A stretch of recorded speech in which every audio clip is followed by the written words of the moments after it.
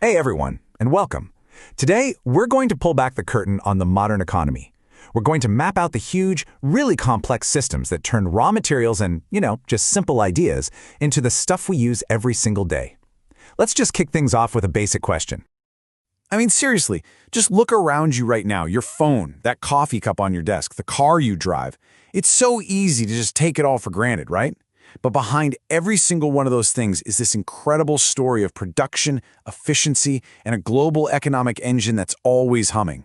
We're going to trace that story from the 30,000-foot view all the way down to the factory floor. So before we can even talk about making one specific thing, we've got to understand the playing field. This is the world of production, the basic framework where everything happens. Okay, so at the very heart of all this, you've got industries. Just think of them as these giant categories of work. You've got your extractive industries. That's things like mining, pulling resources out of the earth. Then you've got manufacturing industries that turn those resources into something else, like a car factory. And of course, there are service industries, which provide value in other ways, like transportation or healthcare. Now, what's the engine that makes all these industrial wheels turn? Well, in most of the world today, the basic operating system is capitalism. It's the set of rules, the incentives, that really shapes how and why things get made. So here's what that really means in practice. Under this system, individuals or private companies own the factories and the tools, the means of production. They compete with each other to make a profit by making things that people like you and me want to buy. And this competition, it creates this powerful, just relentless drive to be more efficient, to make things better, faster, and cheaper than the other guy. And that drive for efficiency isn't just some abstract business school idea. No way. It led to a complete revolution in how we work, basically supercharging production in a way that changed, everything. So the first industrial revolution kicked things off, for sure. But it was really the second one, powered by game changers like electricity and oil, that set the stage for a totally new way of thinking. With all these powerful new machines, the big question became, how do we organize the people running them to get the absolute most out of them? And the answer, or at least a hugely influential one, came from a guy named Frederick Taylor. He came up with this pretty radical idea: what if managing a factory could be a science?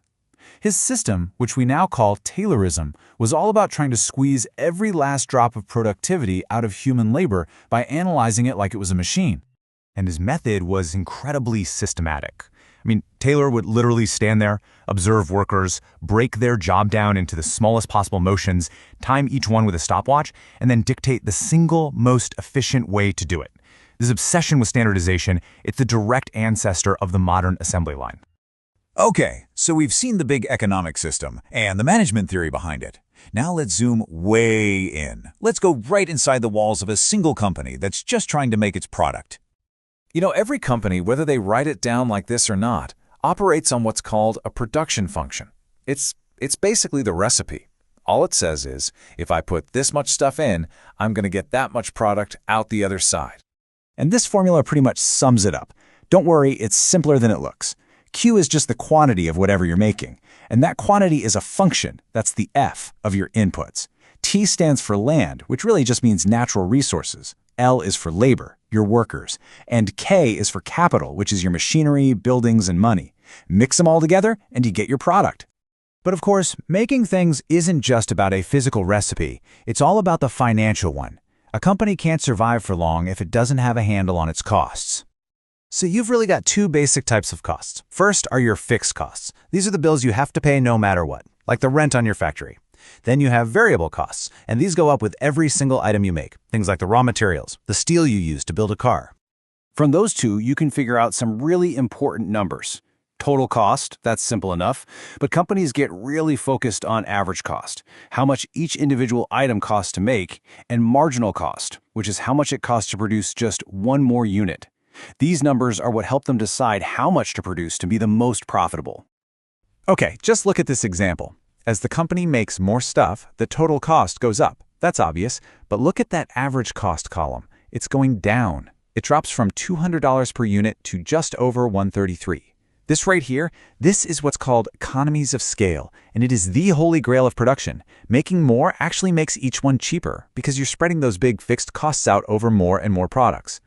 So far, we've been talking about companies and factories like they exist in some kind of bubble, but they don't. They rely on an unseen partner that provides the very foundation they're built on, the state. I mean, the government spends enormous amounts of money, and it generally falls into a few key areas. About half is just current spending, keeping the lights on. A big chunk is social spending on things like healthcare and education.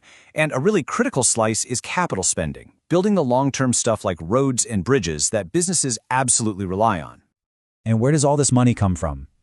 Well, it's primarily from taxes collected from people and businesses, from borrowing money by issuing debt, or in some cases, by simply creating new money. This whole financial flow is the lifeblood of all the public services that support the economy.